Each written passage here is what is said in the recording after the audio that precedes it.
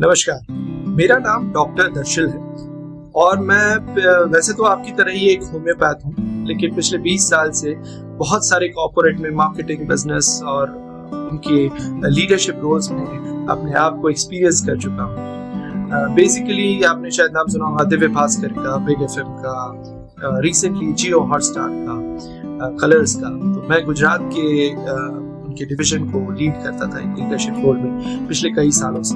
और basically IIM Ahmedabad से marketing, mica से कम्युनिकेशन का कोर्स वगैरह काफी सारी लर्निंग अपनी लाइफ में ऐड करता जा रहा था। आज मैं आपको एक स्टोरी सुनाने वाला, एक बहुत ही छोटी स्टोरी, और ये एक रियल लाइफ स्टोरी। स्टोरी के एंड में बताते हैं कि किसकी स्टोरी है और उससे आपका और हमारा क्या लेना, ठीक है। तो स्टोरी है एक डॉक्टर की, एक फिजिशियन की, एक मेडिकल प्रैक्टिशनर। अपनी कॉलेज से पास होने के बाद एक डॉक्टर ने खुद का एक छोटा सा क्लिनिक खोला अपने कस्बे में, जहाँ पे धीरे धीरे करके 1 साल, 2 साल, 3 साल में उसने अपनी जनरल प्रैक्टिस एस्टैब्लिश कर दी। बहुत ही आसान था, सिंपल था। सिम्प्टोमेटिक दवाई देनी है, बुखार आए तो PCM देना है, और अगर कोई इन्फेक्शन वगैरह लग रहा है तो आपको एंटीबायोटिक देनी है, और बाकी विटामिन D वगैरह जो भी सप्लीमेंट्स है उसकी इंजेक्शंस या उसको IV के रूप में दिया जाए। बहुत ही आसान प्रैक्टिस हो रही थी शुरुआत में। तो अभी रिसेंटली कॉलेज पास आउट हुए हैं, 3, 4, 5 साल तो प्रैक्टिस करना ही है। साथ ही साथ पेशेंट्स बढ़ते जा रहे हैं, 30 रुपए, 50 रुपए, 70 रुपए, 100 रुपए तक ले रहते हैं, और दिन की OPD अच्छी खासी लंबी हो जाती है, बड़ी हो रही थी, और गल्ला बढ़ रहा था डेली का। अब क्योंकि यंग है तो ज्यादा खर्चे होते नहीं है और अपना चल जाता है। लेकिन जैसे ही एस्टैब्लिश हो गई प्रैक्टिस, पेरेंट्स ने कहा अब तो शादी करनी पड़ी, और हो गई शादी। अब शादी के बाद जैसे धीरे धीरे नीड्स बढ़ने लगी, तो बंदे को लगा अब सिर्फ GP से नहीं चलेगा, अब तो रात को नाइट ड्यूटी करनी पड़ेगी और सीखना पड़ेगा। तो लग गया भाई हॉस्पिटल में मेडिकल ऑफिसर, रात में ICU में या अलग अलग जगह पे IPD में रहेगा, और धीरे धीरे बैलेंस करने लगा अपने घर को और अपनी पर्सनल लाइफ को और प्रैक्टिस को। ये तो हुआ बढ़िया।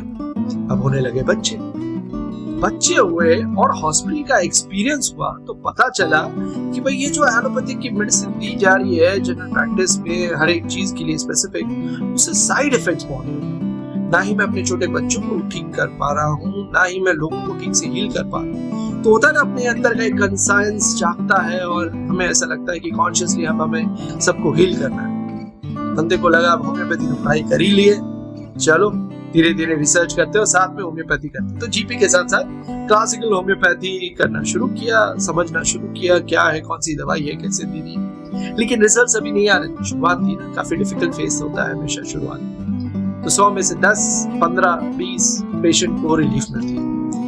अब स्पीड तो रिलीफ की कैसी होती है आपको भी पता है भाई। शुरुआत में तो यही होता है कि आपकी महंगाई, आपकी एक्सपेंसेस, आपकी उम्र और बच्चों की हाइट, ये तो बुलेट ट्रेन की स्पीड से बढ़ती है।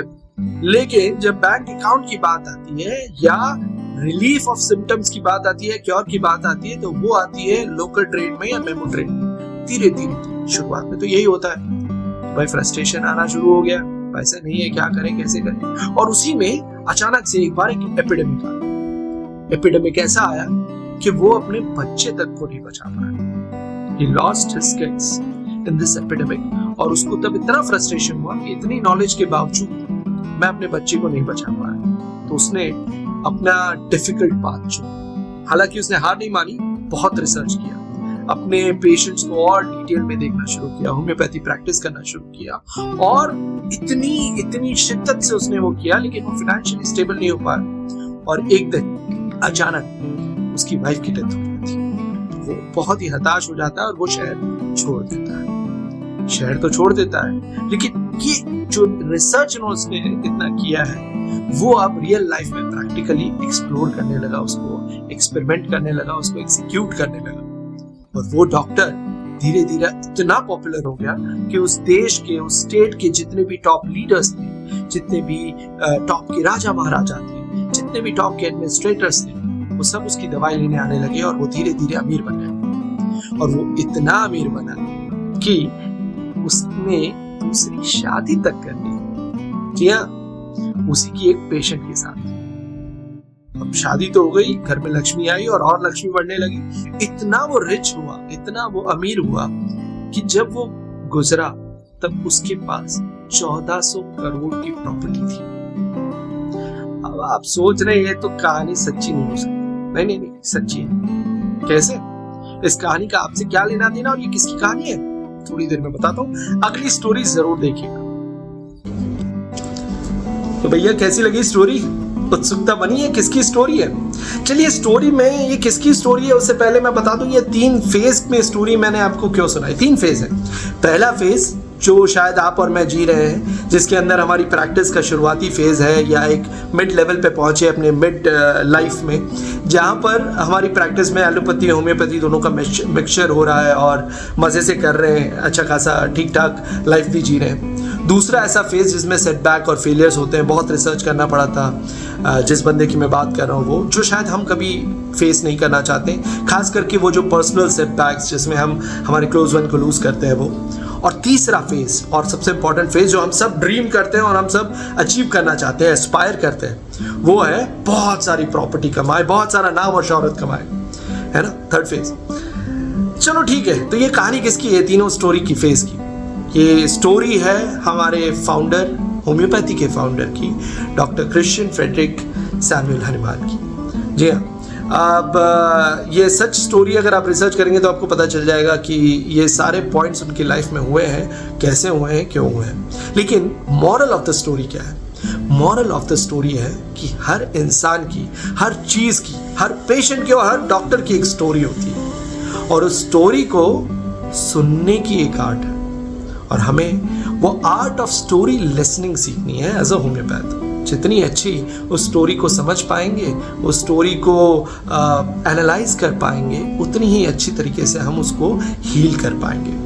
और इस आर्ट ऑफ स्टोरी लिसनिंग को या आर्ट ऑफ कम्युनिकेशन को, कि कैसे कि स्टोरी को सुना जाए, जो हम बचपन में शायद दादा दादी से एकदम निखालसता से सुनते थे, वैसे ही डॉक्टर शेखर सर हमें सिखाने वाले हैं आर्ट ऑफ केस टेकिंग में 24 मई से 30 मई के बीच में रत्नागिरी में वर्कशॉप होने वाला है और वहाँ पर मैं भी आने वाला हूँ। मेरा IIM अहमदाबाद का थोड़ा बहुत, मेरा मुद्रा इंस्टीट्यूट ऑफ कम्युनिकेशन और मेरे कॉर्पोरेट एक्सपीरियंस का जो भी मिला जुला एक पैकेज है, उसमें मैं आपके पास 2 सेशंस लेके आने वाला हूँ। और वो 2 सेशंस में पहला सेशन होगा वो होगा कि कॉर्पोरेट में, पर्सनल लाइफ में, HR में या मास मीडिया में जैसे रेडियो और टेलीविजन में कैसे ये आर्ट ऑफ कम्युनिकेशन, ये आर्ट ऑफ स्टोरी लिसनिंग और स्टोरी टेलिंग को यूज करके हम हमारी लाइफ को और बेहतर बना सकते हैं। और दूसरा एक सेशन होगा वो होगा हमारी प्रैक्टिस को कैसे बेहतर करना, कौन कौन सी मार्केटिंग टेक्निक्स के साथ या स्टोरी टेलिंग टेक्निक्स के साथ हम हमारी प्रैक्टिस को और बेहतर कर सकते हैं।